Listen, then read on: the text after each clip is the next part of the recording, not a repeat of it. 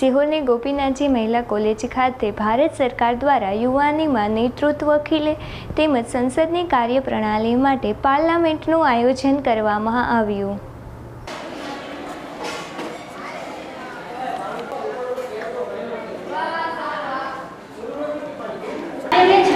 सक्षम बनाना है। मुझे आशा है कि यह सत्र फलदायी रहेगा।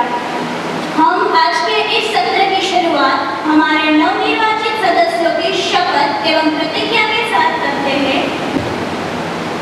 अध्यक्ष महोदय और संसद के सभी सदस्यों को मैं प्रणाम करती हूँ। वित्त मंत्री के रूप में निर्वाचित हुई हूँ।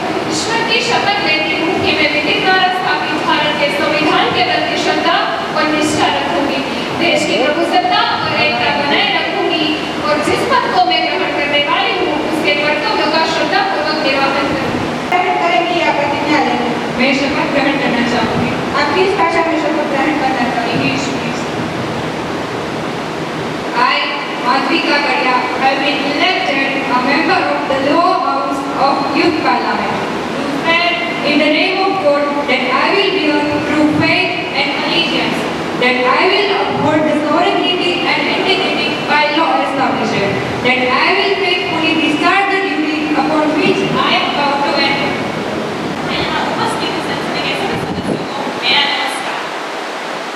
किताबों के बोझ में बचपन ही गुम हो गया, अंकों की दौड़ में हर सपना खो गया। ना हुनर को जगह, ना सोच को उड़ान। क्या यही है नए भारत की पहचान? माननीय अध्यक्ष महोदय, सरकार कहती है कि शिक्षा का विकास हो रहा है, लेकिन क्या यही विकास है जहाँ छात्र सिर्फ नंबरों की दौड़ में दौड़ते गिर रहे हैं? स्कूलों और कॉलेजों में पढ़ाई के नाम पर इतना बोझ बढ़ा दिया गया है कि बच्चों के पास कुछ नया सीखने का समय ही नहीं बचा। मानसिक स्वास्थ्य गिरता जा रहा है, आत्महत्याओं की खबरें बढ़ रही हैं, लेकिन सरकार सिर्फ आंकड़े पेश करने में लगी हुई है। अगर सच में शिक्षा व्यवस्था सुधर रही होती तो क्या आज भी हजारों छात्र तनाव में डूबे होते? राजेश्वरी जी कृपया। सरकार पर जो आरोप लगाए हैं वो पूरी तरह से निराधार है। क्या विपक्ष भूल गया है कि पिछले कुछ वर्ष में हजारों शिक्षकों की भर्ती हुई है? सरकार केवल काल से वादे नहीं करती बल्कि जमीनी स्तर पर शिक्षा सुधार के लिए ठोस कदम भी उठाती है।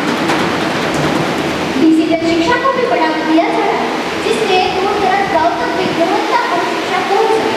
सरकार केवल शिक्षकों की संख्या बढ़ाने पर ही नहीं बल्कि उन्हें आधुनिक तकनीकों से प्रशिक्षित करने पर भी ध्यान दे रही है। क्या विपक्ष नहीं देख रहा कि आज सरकारी स्कूल में स्मार्ट क्लासरूम, ऑनलाइन प्रशिक्षण और नई शिक्षा नीति के तहत शिक्षकों को अधिक स्वायत्तता दी जा रही है? विपक्ष का यह कहना कि सरकार कुछ नहीं करती है वो पूरी तरह से भ्रामक है। हाँ, चुनौतियां है, सरकार पूरी ईमानदारी से उसे हल करने में जुटी हुई है।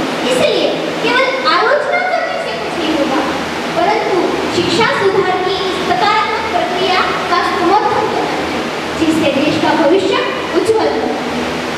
Does every poor student have resources for online learning? No. During the COVID-19 pandemic, millions of students were deprived of online education because जानते हैं कि कोरोना ने हमारे पूरे देश को हलबला के रख दिया था। उस वक्त को विकास दिलाना चाहती हूँ। हाँ, मैं राष्ट्र निर्माण करना चाहती हूँ। घर आई इस नई नवेली दुल्हन को लक्ष्मी समान दर्जा दिलाना चाहती हूँ। हाँ, मैं राष्ट्र निर्माण करना चाहती हूँ। आरक्षण की इस दौड़ में बेटियों को माँ के गर्भ में संरक्षण देना चाहती हूँ। हाँ, मैं राष्ट्र निर्माण करना चाहती हूँ।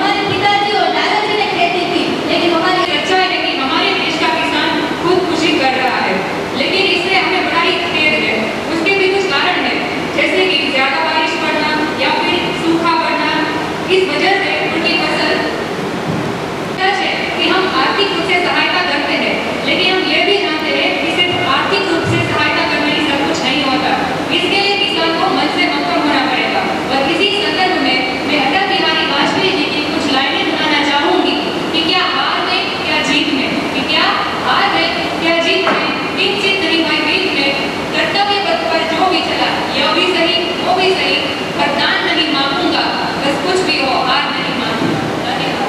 खतरे को सुरक्षा देने में एवं साइबर सुरक्षा को महत्व देने में सरकार ने बहुत प्रयत्न किए हैं और इसके लिए सरकार ने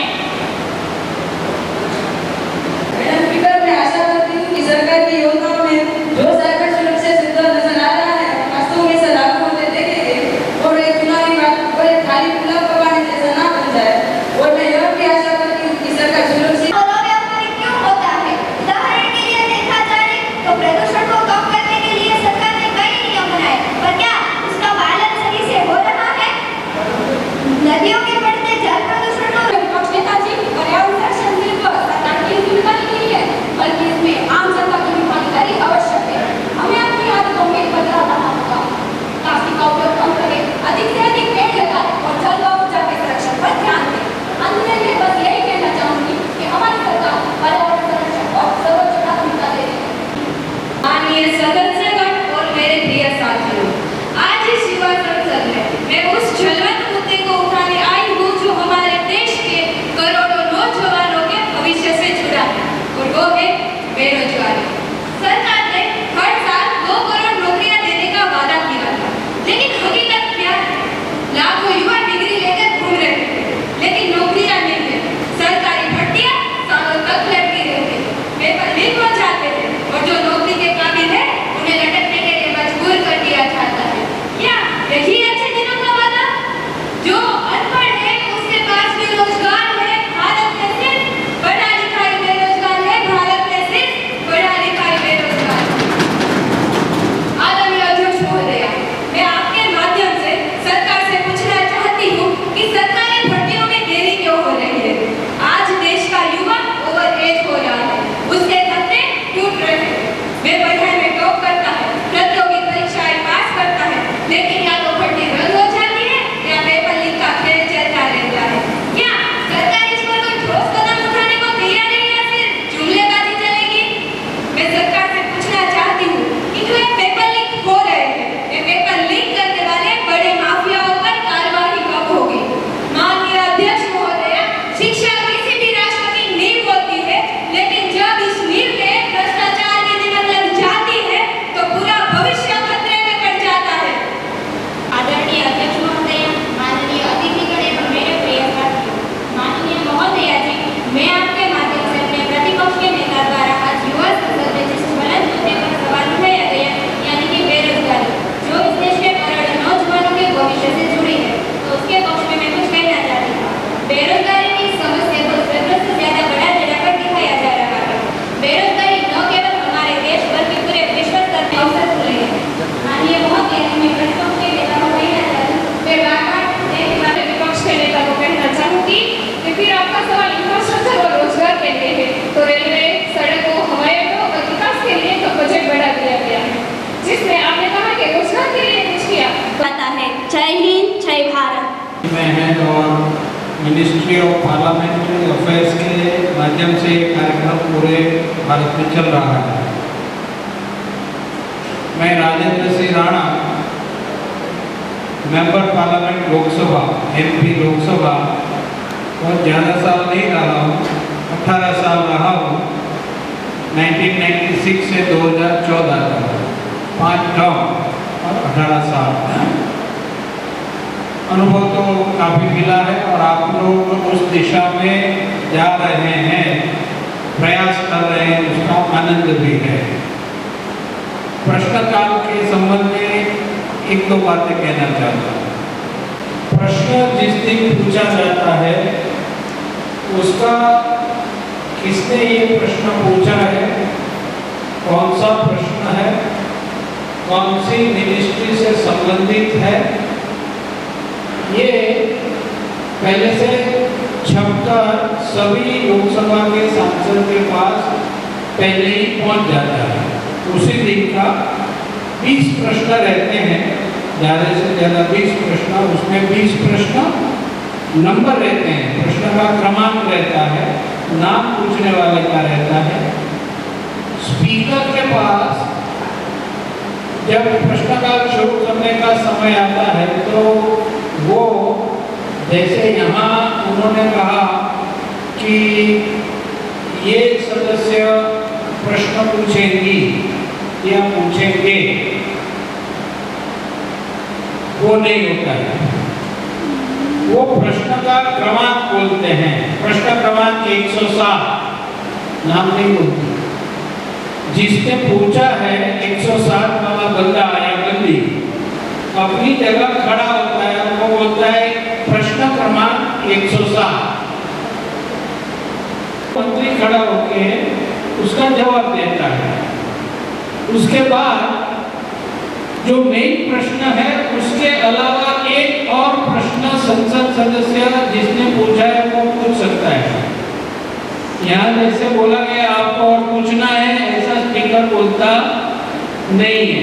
जिसने प्रश्न पूछा है उसको एक और सप्लीमेंट्री पूछने का हक है, अधिकार है, ये नियम है। तो वो दूसरा प्रश्न पूछ लेता है। दूसरा प्रश्न पूछने के बाद वो तीसरा प्रश्न पूछ नहीं सकता।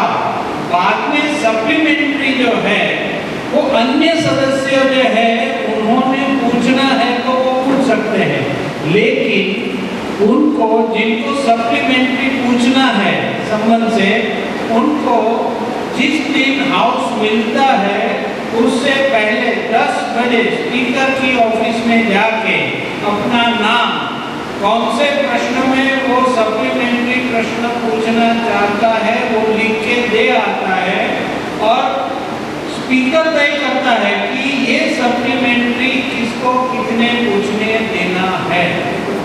तो जैसे यहाँ हुआ ना कि भाई आपको कुछ पूछना है। ये thankful to organizer for giving me a chance for coming here and taking participation in such a democratic event. I am so happy. मेरा नाम डॉक्टर अशोक पुरोहित है। I am professor political science, राजनीति विज्ञान पढ़ाता हूँ। 25 साल से पढ़ाता हूँ, आपकी उम्र से ज़्यादा। तो पार्लियामेंट भी पढ़ाया है, ये लोकसभा राज्यसभा सब पढ़ाया, 25 साल से पढ़ाता हूँ।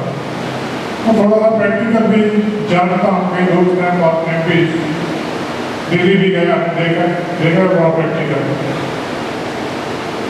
तो आपको देख के मेरे को बहुत मजा आया, क्योंकि वहाँ कुछ अलग है। इधर तो आइडियल सिचुएशन है। मैं कभी कभी कमेंट क्लास में भी करता हूँ, मेरी बच्चियाँ महिला कॉलेज सो जाती है तो मैं बोलता हूँ ये पार्लियामेंट नहीं है, क्लास है।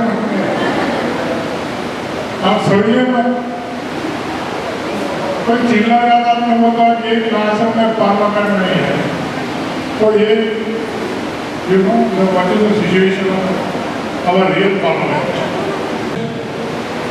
and level of debate. Subject का सिलेक्शन बहुत बढ़िया था, very relevant topics, very relevant. New education policy subject में लाया, विमेन एम्पावरमेंट लाया, मिशन में लाया, साइबर सिक्योरिटी का प्रश्न है पूरा इंडिया का, विश्व का। तो subject was very relevant. Quality of speeches delivered, इसमें काफी अच्छा था। कि आप में से एक एक्चुअली संसद में रहेंगे, ये बहुत से क्या है कि इसी से लीडरशिप डेवलप होती है, ये बात है। अभी यहाँ के जो सब जो डायस पर है उनको सबको मेरा प्रणाम। अभी और यहाँ पर मिनिस्टर ऑफ पार्लियामेंट्री अफेयर्स, मैं आप सबका, इस कॉलेज का आप सबका धन्यवाद देना चाहता हूँ कि आपने बहुत ही अच्छी तरह से ये 17वीं युवा संसद स्पर्धा है ये आयोजित की है, वो फुल है, तो अच्छी तरह से आपने आयोजित किया है। आपका सबका परफॉर्म जो था वो बहुत बढ़िया है, अच्छा है। So I congratulate to all of you, everyone also was presented very well also. English और हिंदी में नहीं, वो अच्छी बात है, लेकिन वो मुझे पहले ही पता है कि मिनिस्ट्री की जो ओथ होती है वो प्रेसिडेंट ऑफ इंडिया के सामने होती है। अभी आपको क्या करना चाहिए कि मेंबर ऑफ पार्लियामेंट भी वो तैयार होना चाहिए स्पीकर के सामने की बात है। ऑफिशियल रेफरेंस आपने नहीं लिया, लेकिन इंट्रोडक्शन ऑफ न्यू मिनिस्टर है उसमें आपने ऑफिशियल का थोड़ा दिया है। तो object reference is the special item in the youth parliament activity and actual parliament also. ज़्यादातर आपने जो टाइम है वो क्वेश्चन आवर में व्यतीत किया है। एक्चुअली जो रूल्स एंड रेगुलेशन है उसमें 20 to 24 minutes you can spend in the question hour, but you spend all time in the question hour only. So you need to take other item also. उसमें आपने अच्छे मुद्दे उठाए, शिक्षा व्यवस्था के बारे में आपने प्रश्न उठाए, आंसर भी बहुत अच्छी तरह से हुआ। जो शिक्षा मंत्री जो है उन्होंने भी अच्छा प्रेजेंटेशन किया, महिला अत्याचार के बारे में, असमानता के बारे में, समानता के बारे में भी आपने अच्छा जो है ना, एक्चुअली आपने देखा तो ये फीमेल इक्वालिटी के बारे में हमारे सामने बहुत सारे क्वेश्चन है, तो ये इसको रिमूव करना है तो आपको स्ट्रॉन्ग करना बहुत जरूरी है। या साइबर सुरक्षा जो कि हमारे सामने बहुत बड़ा वो चैलेंज है, उसके बारे में भी आपने क्वेश्चन आंसर में बहुत अच्छे स्टैटिस्टिकल डेटा भी यूज़ किया। अभी क्लाइमेट चेंज के बारे में भी वो हमारे सामने बहुत बड़ा चैलेंज है, हम सबको इसके बारे में काम करना चाहिए। हमारे सामने जात धर्म वंश इसका बड़ा चैलेंज नहीं है, लेकिन भविष्य में हमारे सामने जो चैलेंज है वो एनवायरमेंट का है, तो हम सबको इसके लिए काम करना चाहिए। कॉलिंग अटेंशन भी आपने नहीं रखा है, कॉलिंग अटेंशन भी इम्पोर्टेंट है। ये देखो संसद में साहब ने कहा, राजेंद्र सिंह राणा साहब ने कहा कि बिल पास संसद में होता है, पार्लियामेंट का है कि बिल पास करना, और बिल पास करने की जो प्रोसेस है वो आप सबको मालूम होना बहुत जरूरी है। अभी वक्फ बोर्ड का बिल हो गया, विमेन रिजर्वेशन का हो गया, ट्रिपल तलाक का, बहुत सारे अच्छे बिल्स पास हो गए। क्या कि हमारे सामने ये भी है कि 6 नंबर निकालने हैं, और दूसरी भी ये बात थी कि और भी कुछ ऐसे थे, तो 6 नंबर मैंने डिवाइड किया है, और वो 6 नंबर में नंबर 14 फ्रांस का भी रोल और प्रेजेंटेशन हो गया वो अच्छा था। नंबर 5 जो है वो मेंबर ऑफ अपोजिशन 22 नंबर 2, ठीक है। आपका जो ये था ना क्वेश्चन पूछने की मेथड वगैरह वो सब बढ़िया था। 22 तो नंबर 4 जो है वो 15 नंबर अपोजिशन लीडर, ये भी अपोजिशन का जो रियल एक्चुअली पार्लियामेंट में रोल होता है ना, उसी से भी अच्छा समझे पाया, ये ठीक अच्छी बात है। तो देखना चाहता हूँ मिनिस्टर पार्लियामेंट्री अफेयर की ओर से, और मैं तो भी आपको धन्यवाद देना चाहता हूँ, आपको शुभकामना चाहता हूँ। ये जो है उनका प्रेजेंटेशन अच्छा है, इसका मतलब ये नहीं है कि आपका प्रेजेंटेशन थोड़े पॉइंट में नंबर जाता है, तो मैंने पहले ही कहा था कि 20-22 ऐसे प्रेजेंटेशन थे वो रूप में कार्य किया, उसका भी मैं आभार व्यक्त करता हूँ। और सर प्रहलाद सर के साथ में पधारे आनंद के कॉलेज के प्रोफेसर परेश सर, इसका भी मैं आभार व्यक्त करता हूँ। और एक पूरी इवेंट में आपके साथ जो काम किया है, बड़ी मेहनत की है। 2 साल 2 बार डेट चेंज हुई पार्लियामेंट की, और थोड़ा एक समय एग्जाम का टाइम चल रहा है। मैं जानता हूँ आप सभी सेम 2 के विद्यार्थी अभी पेपर के प्रिपरेशन में लगे हुए, लेकिन थोड़े ही समय में इतनी अच्छी तैयारी जो छात्रों ने की है वो सभी प्रशंसनीय है, अभिनंदन के पात्र है।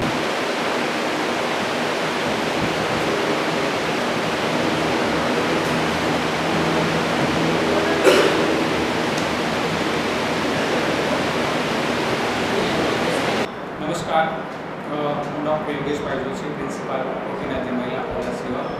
આજ રોજ સ્વામી શ્રી પરમહંસ ફાઉન્ડેશન ટ્રસ્ટ સંચાલિત ગોપીનાથજી મહિલા આર્ટ્સ એન્ડ કોમર્સ કોલેજ સેવામાં ભારત સરકારના યુથ પાર્લામેન્ટ વિભાગ દ્વારા ભારતીય લોકશાહી અને નેતૃત્વ અને ભારતની જે સંસદ પ્રણાલી છે તેના કાર્યો અને આજના યુવાનો તે જાણે તે માટે વર્તમાન યુવાનોને તેનાથી વાકેફ થાય તેવા હેતુથી કોલેજની અંદર ગ્રુપ લેવલનું યુથ પાર્લામેન્ટનું આયોજન કરવામાં આવ્યું હતું, જેના કાર્યક્રમમાં 17મી યુથ પાર્લામેન્ટ એવા ટાઇટલ નીચે આજનો જે સમગ્ર કાર્યક્રમ છે યોજાયો હતો। આ કાર્યક્રમની અંદર પૂર્વ સાંસદ શ્રી રાજેન્દ્રસિંહ રાણા તેમજ સરકારના વિભાગમાંથી ડૉક્ટર પ્રહલાદ માનેસર શિવાજી યુનિવર્સિટી કોલ્હાપુરથી પધાર્યા હતા, તેમજ સંસ્થાના ચેરમેન રમેશભાઈ રાઠોડ, ધર્મિષ્ઠાબેન ત્રિવેદી, નચ ગાંધી મહિલા કોલેજમાંથી ડૉક્ટર અશોકભાઈ પુરોહિત, ડૉક્ટર દિલીપભાઈ જોશી તથા સિહોર નગરપાલિકાના પ્રમુખ અને ઉપપ્રમુખ તેમજ પ્રિન્સિપાલ શ્રી તેમજ સમગ્ર કાર્યક્રમ જે છે એ યુવાનોની અંદર સંસદીય કાર્ય પ્રણાલીનો વિકાસ થાય તે માટે સંસદનું આખું વાતાવરણ ઊભું કરી જે પ્રકારે સંસદ ચાલે છે તે પ્રમાણે આખી સંસદ બનાવી અને તેની અંદર વર્તમાન પ્રશ્નો જે છે તેમની ચર્ચા કરી અને આખી યુવાનોની અંદર સંસદીય કાર્ય પ્રણાલી નિર્માણ થાય તેવા હેતુથી આ કાર્યક્રમ યોજાયો હતો. આ સમગ્ર કાર્યક્રમનું કોઓર્ડિનેટર તરીકે ડૉક્ટર સિદ્ધરાજસિંહ ગોહિલ અને ડૉક્ટર રવિન્દ્ર બલર સર આ બંનેએ આખું સમગ્ર આયોજન કર્યું અને સંચાલન કર્યું હતું અને આખો કાર્યક્રમ જે છે યુવાનોના સંસદીય કાર્ય પ્રણાલીના વિકાસ માટે આવું સુંદર આયોજન કરવામાં આવ્યું હતું. ગોપીનાથજી મહિલા કોલેજ શિહોરમાં આજે આર્ટ્સ અને કોમર્સ કોલેજના વિદ્યાર્થીનીઓ માટે એક ઓફબીટ કાર્યક્રમનું આયોજન થયું છે. આખા દેશની અંદર આ એક યોજના છે. મિનિસ્ટ્રી ઓફ પાર્લામેન્ટ અફેર્સ જે છે સરકારની, એના દ્વારા આ આખો એક કોલેજના વિદ્યાર્થીઓમાં લોકશાહીના મૂલ્યો અને એની પ્રક્રિયા અને એની આખી જે પદ્ધતિ જે છે એના માટે થઈને એમને જાણકારી મળે, જાગૃતિ આવે અને આવનારા દિવસોમાં જ્યારે આ વિદ્યાર્થીઓ ભણી ગણીને વ્યવહારિક ફિલ્ડમાં આવે ત્યારે જીવનના અનેક ક્ષેત્રોમાંનું એક રાજકીય ક્ષેત્ર એમાં પણ કામ કરવાનું એમના માટે શક્યતાઓ છે જ. તો અત્યારથી આ વિદ્યાર્થીઓની અંદર લોકશાહીના જીવન મૂલ્યો અંગે અને ખાસ કરીને જે કાયદો બનાવનારી સંસ્થા છે લોકસભા, એ કેવી રીતે કામ કરે છે, એના શું રૂલ્સ એન્ડ રેગ્યુલેશન્સ છે, એના અંગે એ પ્રેક્ટિકલ કંઈક અનુભવ મેળવે અને ભવિષ્યમાં આપણા દેશને, આપણા સમાજને એક સારો પોલિટિશિયન મળે, રાજકારણી મળે, ચૂંટાયેલો પ્રતિનિધિ મળે, એના માટેનું વાવેતર જેને કહેવાય, ખેતી કહેવાય, એ ખેતી આ કોલેજના સ્તરે છે અને સરકારનો એક પ્રયાસ છે કે યુવાન વિદ્યાર્થી ભાઈ બહેનોમાં આ એક દૃષ્ટિકોણ કેળવાય અને એમનું એક મન આ દિશામાં તૈયાર થાય. એવા એક પ્રયત્નોના ભાગરૂપે આજે હું અને કોલ્હાપુરથી પ્રહલાદજી પણ આવ્યા છે. એ બંને અને પુરોહિતજી અહીંયા આપણા મહિલા કોલેજ ડાયમંડ સર્કલના ત્રણેય લોકો આ કાર્યક્રમ માટે આજે અહીંયા આવ્યા છે.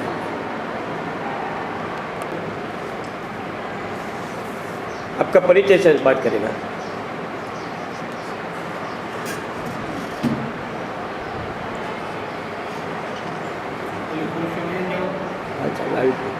Okay sir. तो नमस्कार, मैं प्रहलाद माने छत्रपति शिवाजी महाराज विश्वविद्यालय कोल्हापुर से हूँ. मैं यहाँ गोपीचंद महिला कॉलेज जो है यहाँ पे संसदीय कार्य मंत्रालय भारत सरकार की ओर से समूह समन्वयक या परीक्षक के रूप में यहाँ हाजिर हूँ. भारत सरकार का संसदीय कार्य मंत्रालय जो है वो हर साल कॉलेज के यूथ जो है, यूनिवर्सिटी के यूथ जो है, उनमें डेमोक्रेटिक वैल्यूज़ कल्टिवेट करने के लिए, भविष्य में नेतृत्व विकसित करने के लिए, बच्चों में डिसिप्लिन के लिए पार्लियामेंट्री प्रोसीजर जो है वो बच्चों को समझने के लिए ऐसे कई सारे हेतु उद्दिष्ट लेके ये एक्टिविटी भारत भर में ऑर्गेनाइज की जाती है. इस साल अभी जो गोपीचंद महिला महाविद्यालय है, इसने बहुत ही अच्छी तरह से एक्टिविटी ऑर्गेनाइज की. हमारे साथ संसदीय भूतपूर्व मेंबर ऑफ पार्लियामेंट राणा साहब थे, पुरोहित साहब थे. हमने वो असेसमेंट किया और फाइनली ये जो एक्टिविटी यहाँ पे ऑर्गेनाइज की वो अच्छी तरह से की. सब महिला मेंबर थे, महिला खासदार थे, महिला मिनिस्टर्स थे, महिला स्पीकर थी, महिला प्राइम मिनिस्टर थी. ये बहुत अच्छी बात यहाँ पे हमें लगी. Thank you so much.